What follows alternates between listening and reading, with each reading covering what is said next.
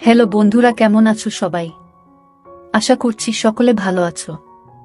প্রিয় বন্ধুরা, আজকে তোমাদের জন্য নিয়ে এলাম আরও একটি নতুন গল্প। আশা করছি তোমাদের দাঁড়িয়ে যাবে, তাই ভিডিওটা শুরু থেকে শেষ পর্যন্ত দেখো। শ্বশুর যা করলেন, ছিছি। যখন আমি প্রথমবার হৃদয় কেঁপে ওঠা আওয়াজ শুনেছিলাম, তখন আমি ভীষণভাবে ঘাবড়ে গিয়েছিলাম। আমি গভীর ঘুম থেকে তড়িঘড়ি করে উঠে বসে পড়েছিলাম, আর চিৎকার করার আওয়াজ পুরো বাড়ির মধ্যে শুনতে পাওয়া যাচ্ছিল। তার চারিদিকে ছিল নিস্তব্ধতা। আমার ঘরে খুব অন্ধকার ছিল। আমি হাত বাড়িয়ে কোনোরকমে পাশের টেবিল ল্যাম্প জ্বালিয়ে দিলাম। আমি ঘড়ির দিকে তাকালাম। রাত 1:30 বাজে তখন। সেই সময় কান্নার শব্দ শোনা যাচ্ছিল। আমি অবাক হয়েছিলাম যে আমার পাশে শুয়ে থাকা আমার স্বামী রতন তখনও গভীর ঘুমে মগ্ন ছিল। এত কোলাহলে সে ঘুমিয়েছিল কি করে? গতকালই তো আমি রতনের বোধহয় এই বাড়িতে এসেছি। রতনকে আমি খুব ধুমধাম করে বিয়ে করেছি। আমি খুব ধনী পরিবারের পুত্রবধূ হয়েছিলাম। আমি নিজেও ধনী পরিবার থেকে এসেছিলাম। আমার শ্বশুর খুব যত্নশীল মানুষ ছিলেন। আমি তার আচরণ খুব ভালো করেই জানতাম। রতনের সঙ্গে আমার প্রেম করে বিয়ে হয়েছিল। একটা বিয়েতে আমরা একে অপরকে পছন্দ করেছিলাম এবং সেখান থেকেই ফোনে কথা বলা শুরু হয়। আমরা দুজনেই ধনী পরিবারের ছিলাম, তাই এই সম্পর্ক নিয়ে কেউ আপত্তি করেনি। এটা ছিল আমার বিয়ের প্রথম রাত। আর সেই রাতেই আমি এই আওয়াজ শুনেছিলাম। একটা মেয়ের চিৎকার শোনা গেল, যেন সে কাউকে সাহায্যের জন্য ডাকছে। প্রথমে তো আমি ভাবলাম ঘর থেকে বের হয়ে দেখি ওটা কার কণ্ঠস্বর। এই সময়ে এত জোরে চিৎকার করছে। কিন্তু আমি ছিলাম মাত্র একদিনে নতুন বউ, তাই এভাবে দুম করে ঘর থেকে বের হওয়াটা কি ঠিক হবে? প্রায় 40 মিনিট ধরে সেই কণ্ঠ প্রতিধ্বনি হতে থাকে, আর তারপর সব শান্ত হয়ে গেল। রতনের ঘুম দেখে আমি তো পুরো অবাক হয়ে গেলাম। এত কোলাহলে সে কিভাবে ঘুমোতে পারল? কিন্তু কিছুক্ষণ পর আওয়াজ আসা এমনভাবে বন্ধ হয়ে গেল যেন কোনোদিন কোনো শব্দই হয়নি। আমি আবার শুয়ে পড়লাম, আর ততক্ষণে ঘুম আমার চোখের থেকে অনেক দূরে চলে গিয়েছিল। আমার মন সেই চিৎকার করা মেয়েটির দিকে বারংবার চলে যাচ্ছিল। সে কে ছিল? আর সেভাবে কাঁদছিল বা কেন? তার কণ্ঠে সবাই চুপ কেন? নইলে এতক্ষণে তো হাঙ্গামা শুরু হয়ে যাওয়ার কথা। তারপর আমার একটু ভয় লাগতে লাগলো, কারণ যেখানে এই প্রাসাদটি তৈরি হয়েছিল সেখানে চারপাশে শুধু বন ছিল। গ্রাম তো ছিল 4 থেকে 4.5 মাইল দূরে। শহরে থাকতে হবে বলে কয়েকদিনের জন্য আমি গ্রামে এসেছিলাম। বিয়ের আগে এটাই ঠিক হয়েছিল। আর শহরে ওদের বাংলাটা খুব সুন্দর ছিল। আর প্রাসাদটা এত বড় ছিল যে কি জানি এখানে কতগুলো ঘর তৈরি করা হয়েছিল। এখানকার বাগানটি অনেক বড় করে তৈরি হয়েছিল। এই বাড়িতে ঢোকার সাথে সাথে আমার মনে হতে লাগলো যে এটা কোনো একটা বড় প্রাসাদ। আমি শুধু একটু তাকিয়ে দেখেছিলাম, কিন্তু এখানকার ঐশ্বর্য দেখে আমার চোখ মুগ্ধ হয়ে গেল। আমার ঘর ফুল এবং মোমবাতি দিয়ে সজ্জিত ছিল। আমি নিজেকে নিয়ে যত বেশি গর্বিত ছিলাম ততই যেন কম ছিল। আমাদের দুজনকে দেখে সবাই বলত চাঁদ সূর্যের জুটি। কিন্তু আজ রাতে যা শুনলাম, আমার মাথা কাজ করা বন্ধ করে দিয়েছিল। জানি না ভাবতে ভাবতে কখন ঘুমে মাঝে হারিয়ে গেলাম বুঝতে পারিনি। সকালে রতন সুন্দর হাসি মুখে আমাকে ম্যাডাম বলে জাগিয়ে তুলল। বলতে লাগলো, উঠুন, আপনি শান্তিতে ঘুমাতে পারেন। আমি যখন ধীরে ধীরে চোখ খুললাম দেখলাম সে ইতিমধ্যে উঠে গেছে। রতন বিছানা থেকে উঠে জামাকাপড় বের করেছিল। আমাকে বলা শুরু করলো যে তোমার কাপড় ড্রেসিং রুমে আছে, সেখানেই তোমাকে পড়তে হবে। এই কথা বলে সে ওয়াশরুমে চলে গেল। আমি আরাম করে উঠে বসে পড়লাম। প্রথমে তো আমার এমন মনে হয়েছিল যে গত রাতের কথাটা আমার কোনো বাহানা বা মনের ভুল। আমি ওই কথাটাই ভাবতে ভাবতে ড্রেসিং রুমে চলে গেলাম, যেটা আমার ঘরের সাথে বানানো হয়েছিল। এত ভারী পোশাক দেখে আমার চোখ ছানাবড়া হয়ে গেল। ফ্রেশ হয়ে অনেক কষ্টে সেই জামাটা আমি পরলাম। রতন যখন ঘর থেকে বেরিয়ে গেল, কিছু মেয়ে আমাকে জিজ্ঞেস করে আমার রুমে এসে আমাকে গয়না পরিয়ে দিল। আরও অনেক কিছু দিয়ে আমায় সাজিয়ে দিয়ে গেল। আজ আমি যখন ড্রেস পরে বের হলাম তখন আমার শ্বশুর আমার সামনে সোফায় বসেছিলেন। তিনি আমাকে দেখে হাসতে লাগলেন। তারপর আমার কাছে এসে আমার উপর কয়েক হাজারের নোট বর্ষণ করে আমাকে স্বাগত জানালেন। তারপর আমাকে বাইরে নিয়ে যাওয়া হলো, যেখানে গ্রামের মহিলারা আমাকে দেখার জন্য অপেক্ষা করছিল। জানি না কতক্ষণ তারা প্রচণ্ড রোদে বসেছিল আমাকে এক ঝলক দেখার জন্য। আমার শ্বশুর বলতে শুরু করলেন যে তিনি আমাদের বাড়ির নতুন মালকিন রতনের স্ত্রী। সমস্ত মহিলা আমাকে সালাম জানাতে শুরু করলেন। সেখানে বেশি সময় থাকতে পারলাম না। প্রখর সূর্যের তাপ আমার অবস্থা আরও খারাপ করে দিল। তাড়াতাড়ি আমি আমার ঘরের ভিতরে ঢুকে পড়লাম আর এসি অন করে বসলাম। সারাদিন একটানা মানুষ আসা যাওয়া করতে থাকল। রতনের সাথে আমার দেখা হয়েছিল শুধু গত রাতেই, নইলে সারাদিন সে বিভিন্ন পুরুষদের সঙ্গেই ছিল। গ্রামের আরও কিছু আচার অনুষ্ঠান আছে। এখানে স্বামী স্ত্রী একে অপরের সাথে কম সময় কাটায় এবং অন্যদের সাথে বেশি সময় কাটায়। আমার ক্ষেত্রেও তাই হয়েছে। রাতে আমি ক্লান্ত হয়ে পড়েছিলাম, সেজন্য আমি শুয়ে পড়ার সাথে সাথে ঘুমিয়ে পড়লাম। আর রতন আমাকে বলতে লাগলো যে গ্রামের পরিবেশ দেখে তো তুমি বিরক্ত হয়ে গেছ। সে আমার দিকে আদর করে তাকালো। তারপর আমি চোখ খুলে একটু হেসে দিলাম। আমি বললাম, রতন, এবার তাড়াতাড়ি শহরে ফিরে যাওয়ার কথা ভাবব। আমি এমন পরিবেশে অভ্যস্ত নই। আমার কথায় কেন জানি না রতনের হাসি মিলিয়ে গেল। তারপর বিছানায় হেলান দিয়ে এসে বসল। বলা শুরু করল, এখন তো সেটা সম্ভব না, কিন্তু আমি চেষ্টা করব। আমি ঘুমিয়ে থাকলেও চোখ মেলে তার দিকে তাকাতে লাগলাম। রতন, আমি 3 দিনের বেশি গ্রামে থাকতে পারবো না। তুমি এটা খুব ভালো করেই জানো। এখানকার পোশাকে, এখানকার জীবনযাত্রায় আমি দম বন্ধ অনুভব করি। অদ্ভুত এক শ্বাসরুদ্ধকর পরিবেশে এখানে আমি থাকতে পারবো না। আমার কথা শুনে সে গভীর চিন্তায় পড়ে গেল। তখন সে একটা সিগারেট বের করে লাইটার দিয়ে জ্বালিয়ে ধূমপান করতে লাগলো। আমার ঘুম পেয়েছিল, তাই আমি তাড়াতাড়ি ঘুমিয়ে পড়েছিলাম। রাতে আবার একই শব্দে আমার চোখ খুলে গেল। সেই একটি মেয়ের চিৎকার, নিজেকে বাঁচানোর জন্য সাহায্য চাইছিল সে। আমি সঙ্গে সঙ্গে উঠলাম এবং রতনকেও জাগিয়ে দিলাম। ঘুমের মধ্যেও আমাকে দেখতে লাগলো। আমি বললাম, রতন, কেউ চিৎকার করছে। আমার কথায় সে লুকিয়ে চোখ ফিরালো আর বলতে লাগলো কিরকম কণ্ঠ, আমি তো এখানে কোনো শব্দ শুনতে পাচ্ছি না। ওর এই কথা শুনে আমি তো অবাক হয়ে গেলাম। এটা কিভাবে সম্ভব হলো? আমি তো মেয়েটির কান্নার শব্দ দিব্যি শুনতে পেলাম, কিন্তু রতন তা শুনতে পাচ্ছে না। আমি অবাক হয়ে রতনের দিকে তাকালাম। আমি বললাম, তুমি একটা মেয়ের গলা শুনতে পাচ্ছ না? সে বলতে লাগলো, না, আমি তো কোনো শব্দ শুনতে পাচ্ছি না। আমি ঘুমোচ্ছি, আমাকে আর বিরক্ত করবে না। এই বলে সে আবার ঘুমিয়ে পড়ল। আর ভয়ে আমার অবস্থা খারাপ হয়ে গিয়েছিল। এই কণ্ঠস্বর কি শুধু আমি শুনছিলাম? তার মানে তাহলে কি ওটা কোনো ভূত? ভাবতে ভাবতে আমি ভয়ে কাঁপতে লাগলাম। ভয়ে আমি রতনকে জড়িয়ে ধরে শুয়ে পড়লাম। আমার হৃৎপিণ্ড জোরে জোরে স্পন্দিত হচ্ছিল। এখন এই প্রাসাদে একদিনও আমার থাকতে ইচ্ছে করছিল না। আমি তো ভূতকে খুব ভয় করতাম। পরদিন সকালে আমি রতনের সঙ্গে শহরে যাওয়ার কথা বলতে শুরু করি। আমি বললাম, আমি শহরে ফিরে যেতে চাই। আমার ভয় লাগছে এখানে। আমি এখানে 2 দিন ধরেই চিৎকারের শব্দ শুনতে পাচ্ছি, যেন সাহায্যের জন্য কোনো মেয়ে ডাকছে। আমি এখানে থাকতে পারবো না আর। ভয়ে মনে হচ্ছিল এখনই আমি কেঁদে ফেলব। রতন আমার মুখ মনোযোগ দিয়ে দেখছিল। সে থেকেই নিজের নজর লুকাচ্ছিল আমার থেকে। সে আমাকে বলা শুরু করল, বছরের পর বছর ধরে প্রাসাদটি এভাবেই ভুতুড়ে হয়ে রয়েছে। কেউ কেউ এমন শব্দ শুনতে পায়, যেমন তুমি শুনতে পাচ্ছ, কিন্তু সেই ভুতুড়ে শব্দ বা ছায়াগুলো কখনো আমাদের ক্ষতি করেনি। নইলে আমার বৌদিরা কি এখানে থাকতে পারত? রতনের কোনো কথাতেই আমি শান্তি পাচ্ছিলাম না। আর আমি শুধু শহরে যাওয়ার অপেক্ষায় ছিলাম। সকালে জলখাবার খাওয়ার সময় আমার শ্বশুর রতনকে জিজ্ঞেস করলেন, তুমি কখন শহরে যাচ্ছ? একথা শুনে রতনের চায়ের কাপ হাতেই থেকে গেল। কিন্তু আমি মনে মনে খুশি হলাম যে কেউ আমাদের গ্রাম থেকে শহরে পাঠানোর কথা ভেবেছে। রতন বলল, বাবা, যা তোমার হুকুম। রতন কষ্ট করে এক কথা বলেছিল। বাবাকে সে খুব ভয় পেত। শ্বশুর বলতে লাগলেন, আজ সন্ধ্যার মধ্যে শহরে যাবার প্রস্তুতি নাও। সেখানে গিয়ে তুমি সেখানকার কাজ দেখো। আমি তো তখন পুরো আনন্দে আটখানা। তখন আমি তাড়াতাড়ি কাজ শেষ করলাম আর চেয়ারটা পিছনে ঠেলে উঠে দাঁড়িয়ে পড়লাম। শ্বশুর আমাকে তখন বলতে লাগলেন, বৌমা, তুমি আজ ঠিক মতো নাস্তা করনি কেন? আমি বললাম, আমাকে নিজের এবং রতনের জন্য প্যাক করতে হবে।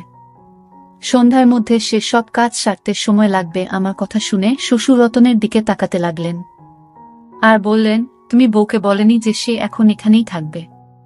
এই ব্যাপারটা আমার হৃদয়ে আঘাত করেছিল এবং আমি অবাক হয়ে রতনের দিকে তাকিয়েছিলাম। রতন বলতে লাগল, আমি ভুলে গেছি বাবা। আমার শ্বশুর তখন আমাকে বলতে লাগলেন, তুমি এখন আমাদের ইজ্জত আর আমাদের বাড়ির মহিলারা প্রাসাদ থেকে বের হয় না, তুমি এখানেই থাকবে, শহরে শুধু রতন যাবে। আমি এটা শুনে হতবাক হয়ে গিয়েছিলাম। রতন এটা আগে বলেনি আমায়। সে আমাকে এটাই বলেছিল যে আমাকে কিছুদিন মাত্র গ্রামে থাকতে হবে, তারপর সে আমাকে তার সাথে শহরে নিয়ে যাবে। আমি রাগ করে উঠে ঘরে চলে গেলাম। আমাকে মিথ্যা বলা হয়েছিল। কিছুক্ষণ পর ঘরে এলো রতন। আমি কাঁদতে কাঁদতে বললাম, আমি ভুতুরে বাড়িতে থাকতে চাই না। তুমি আমাকে বলেছিলে যে আমরা শহরে থাকব। তুমি গিয়ে তোমার বাবাকে বলো। আমার কথা শুনে সে আমার পাশে বসে খুব আদর করে বলল, আমি এখনই তোমাকে শহরে নিয়ে যেতে পারবো না, শুধু কয়েক মাস তুমি এখানে থাকো, এখানকার নারীদের মতো করেই, তারপর তোমায় আমি শহরে নিয়ে যাব। আমি বললাম, তোমাকে ছাড়া আমি এখানে থাকব না। রাতের সেই চিৎকার আমাকে প্রাণে মেরে ফেলবে। আমি খুবই আতঙ্কিত ছিলাম। সে আমাকে বলতে লাগল, ওই সব চিৎকারে একদম কান দেবে না। সে যেই হোক না কেন, সে তোমার কোনো ক্ষতি করবে না, এটা আমি তোমাকে কথা দিতে পারি। তুমি শুধু রুমটা লক করে রাখবে আর রাতে একদম বাইরে বেরোবে না। রতনের কথা আমাকে অনেক ভয় পাইয়ে দিল। আমি বললাম, রাতেই ঘরে আমি একা ঘুমাতে পারবো না। রতন কিছু একটা ভাবতে থাকল, তারপর বলা শুরু করলো, ঠিক আছে, বাবাকে জিজ্ঞেস করে কাজের মেয়ে ব্যবস্থা করব যে তোমার সাথেই ঘরে ঘুমাবে, কিন্তু তুমি শুধুই চেষ্টা করো বাবা তোমার বিরুদ্ধে কোনো অভিযোগ যেন না করে। আমি তার এই কথায় মাথা নাড়ালাম। রতন সন্ধ্যায় শহরের উদ্দেশ্যে রওনা হয়েছিল আর আমি এখানে একাই রয়ে গেলাম। রাতে আমার ঘরে একজন কাজের মেয়ে আমার সাথে ঘুমাতে শুরু করল। সে তার বিছানা মাটিতে বিছিয়ে শুয়ে পড়ত। রাতে যখনই চিৎকারের আওয়াজ আসতো আমার চোখ খুলে যেত। চিৎকারের আওয়াজ যখন আসতো আমি বুঝতে পেরেছিলাম যে সে দাসী ওই আওয়াজ শুনতে পায়, কারণ আওয়াজ আসতেই ওই মেয়েটি ঘুম ভেঙে যেত আর সে এপাশ ওপাশ করতে থাকত। অনেকবার আমি দাসীকে চিৎকারের বিষয়ে জিজ্ঞাসা করেছি। তাকে সে ব্যাপারে জিজ্ঞাসা করলেই তার মুখ ফ্যাকাশে হয়ে যেত আর সে ভয় পেয়ে যেত। তারপর মাথা নাড়তে নাড়তে সে বলতে লাগলো, এমন আওয়াজ আমি কখনো শুনিনি ম্যাডাম। আমি তার ভয় থেকে অনুমান করেছিলাম যে এই গল্পটা ঠিক অন্য কিছু, তাই আমি তাকে বলেছিলাম, আমি জানি তুমিও সেই কণ্ঠস্বর শুনতে পাচ্ছ। আমার কথা শুনে সে আমার সামনে হাত জোর করে বলতে লাগলো, হাভেলিতে কাউকেই কথা বলবেন না, নইলে খুব খারাপ হবে। ওই দাসীর কথা শুনে আমি জানতে চাইলাম, অন্তত তোমার জানা উচিত এই পুরো ব্যাপারটা কি। রাতে ওইসব চিৎকার শুনে সিদ্ধান্ত নিলাম, সত্যিটা ঠিক কি তা এবার আমি খুঁজে বের করব, কারণ কোথাও আমি নিশ্চিত ছিলাম যে এটা ভূতের ব্যাপার নয়। রাতে চিৎকারের আওয়াজ শুনে তাই আমি উঠে দাঁড়ালাম এবং পা টিপে টিপে গিয়ে আস্তে আস্তে আমার ঘরের দরজা খুললাম। আমি উপরের তলা থেকে সেই কণ্ঠস্বর শুনতে পাচ্ছিলাম। আমি আস্তে আস্তে উপরে উঠলাম। এখন আমি সেই কণ্ঠস্বর আরো কাছ থেকে শুনতে পাচ্ছিলাম। সেই কণ্ঠস্বর অনুসরণ করে এগিয়ে গেলে সামনে ঘরটা দেখে আমি তো চমকে উঠলাম, কারণ ওটা তো ছিল আমার শ্বশুরের ঘর, যেখান থেকে মেয়েটির চিৎকারের শব্দ ভেসে আসছিল। তখন তো আমার মুখের রং উড়ে গেল। আমি নিচে ফিরে এলাম এবং আমার স্পন্দিত হৃৎপিণ্ডকে নিয়ন্ত্রণ করার জন্য আমার রুমে ঢুকে গেলাম। অর্থাৎ আমার শ্বশুরের ঘর থেকে সেই কণ্ঠস্বর শুনে আমি ভাবতেও পারিনি যে সে এমন হতে পারে। তার স্ত্রীও বেঁচে ছিলেন না, আবার বিয়েও করেনি তিনি। দুনিয়ার সামনে তো তিনি এত বড় ছিলেন, তাহলে ওই শব্দ? আমি নিজের সাথে কথা বলতে লাগলাম। তার প্রতি আমার অনেক শ্রদ্ধা ছিল, আমি তাকে এভাবে ভাবতেও পারিনি। আমার চোখ দিয়ে জল পড়তে লাগল। বিছানায় বসে আমি কাঁদতে লাগলাম। আমার শ্বশুর কি তাহলে মহিলাদের সাথে ওইসব করে? না না, এটা কিভাবে সম্ভব? গ্রামবাসী তাকে অনেক সম্মান করে। তাহলে এটা কি ছিল? এই যে রূপটা আজ নিজের চোখে আমি দেখলাম, সেটা কি আমার ভুল? সারা রাত আমি জেগেই কাটিয়ে দিলাম, কারণ আমি তাদের সম্পর্কে এমন ভাবতেও পারি না। সকালের নাস্তায় উনি সেভাবেই বসলেন, আমার চোখ দেখে চা খেতে খেতে বললেন, রতন আমার পুত্রবধূর সঙ্গে ফোনে কথা বলেনি। তাই আমার বোমা কাঁদতে কাঁদতে চোখ ফুলিয়ে ফেলেছে। আমি তার কথার কোনো উত্তর দিলাম না। তিনি শেখথা বলতে বলতে নিজেই হাসতে লাগলেন। তারপর বললেন, রতন সেখানে খুব ব্যস্ত, তাই হয়তো সে ফোন করতে পারেনি। আমি তার কথার কোনো উত্তর দিলাম না। আজ তো তার মুখটাও দেখতে ইচ্ছে করছিল না আমার। কি রকম দ্বৈত মুখে মানুষ সে। উনি দিনে একজন ভালো এবং সহৃদয় মানুষ সেজে থাকতেন এবং রাতে ভয়ানক এক রূপ। শুধু এটা চিন্তা করেই আমার শরীর কাঁপতে শুরু করে। আমি ভেবেছিলাম যে এবার আমি তার পর্দাফাশ করেই ছাড়ব, কিন্তু আমি জানতাম না যে আমি নিজের জন্য কতটা সমস্যা তৈরি করতে চলেছি। রাতে আবার যখন দ্বিতীয়বার একই আওয়াজ শুনতে পেলাম, আমি তখন আবার ঠিক ওই ঘরের সামনে চলে গেলাম আর ঘরের দরজার গর্ত দিয়ে দেখতে লাগলাম। সে একটি 17 বছর বয়সী মেয়ে ছিল। দেখে তো গ্রামের মেয়ে মনে হচ্ছিল। তার চোখে মুখে যন্ত্রণার ছাপ স্পষ্ট দেখা যাচ্ছিল। হাত জোট করে সে তার সম্মান ভিক্ষা করছিল, চিৎকার করছিল সে।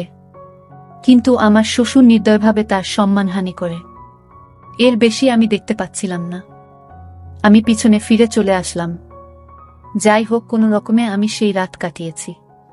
সকালে রতনকে ফোন করলাম। আমি বললাম, তুমি আমাকে এত বড় মিথ্যা কথা বললে। তুমি তো বলেছিলে তার সাথে আত্মা আছে, যদিও এরকম কিছুই নেই। সেই চিৎকারগুলো গ্রামের নিরীহ মেয়েদের, যারা তোমার বাবার লালসার শিকার হয়। আমার মুখে যা আসছিল তাই বলছিলাম। আমি রতনকে গত রাতে সব কথা খুলে বললাম। আমার কথা শুনে রেগে গিয়ে সে বলতে লাগলো, মুখ বন্ধ রাখো, যেমন প্রাসাদের সব লোকেরা মুখ বন্ধ রাখে। অন্যথায় মিরাজের ক্ষমতা সম্পর্কে তোমার ধারণা নেই। সে তোমাকে প্রাণে মেরে ফেলবে। তো রতনের কথা শুনে যতই অবাক হলাম ততই যেন কম। তার মানে সে তার বাবার সম্পর্কে সব জানত। ফোনটা আমি বন্ধ করে দিলাম। অশুভ ঘুরতে দেখে সে চুপ করে থাকলো কি করে। আমি শুধু একটি প্রমাণ চেয়েছিলাম, কারণ এখানে এমন কেউ ছিল না যে মিরাজের বিরুদ্ধে একটি শব্দ উচ্চারণ করবে। তাই আমি রাত নামার আগে অসুস্থতার অজুহাত তৈরি করলাম এবং নিজেকে আমার ঘরে বন্দি করে রাখলাম। আমি জানতাম কখন মিরাজ উপরে যায়। তাই আমি আমার পিছনে জানালা দিয়ে বেরিয়ে এলাম এবং পাইপ লাইন ধরে উপরে উঠে গেলাম। সেই সময় মিরাজের ঘরের বাইরে জানালা খোলা ছিল। আমি সেই জানালা দিয়ে সেই ঘরে পৌঁছলাম এবং সেই ঘরটি কোনো নতুন বরে সজ্জিত ঘরের মতোই সাজানো ছিল। আমি সেই জানালার কাছে একটি কোণে লুকিয়ে রইলাম। রাত 1:30টায় মিরাজ ওই ঘরে এসে সামনের সোফায় বসলেন। কিছুক্ষণ পর তার চাকর একটা মদের বোতল এনে তার সামনে টেবিলে রাখল। মোবাইলের ক্যামেরা আমি অন করলাম। কিছুক্ষণ পর সেই ঘরে একটা 16 বছরের নিষ্পাপ মেয়ে এলো।